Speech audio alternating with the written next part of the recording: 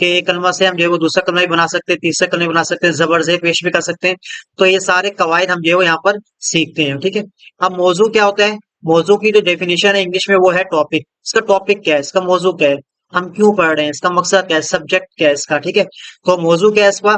इल्म सर्फ का मौजू कलमा है। कलमा किसे कहते हैं मैं आपको बता चुका हूँ। कलमा कहते हैं बा मायने लफ्ज को कलमा कहते हैं जिसका मायने हो। और यहाँ पर लिखा हुआ है सीगा के एतबार से। अब सीगा किसे कहते हैं, ठीक है। अब सीगा किसे कहते हैं मैं आपको बताता हूँ, ये देखिएगा यहाँ पर लिखा हुआ है सीगा की डेफिनेशन आप पढ़ें इसको। सीगा कलमा की उस शक्ल को कहते हैं, ठीक है।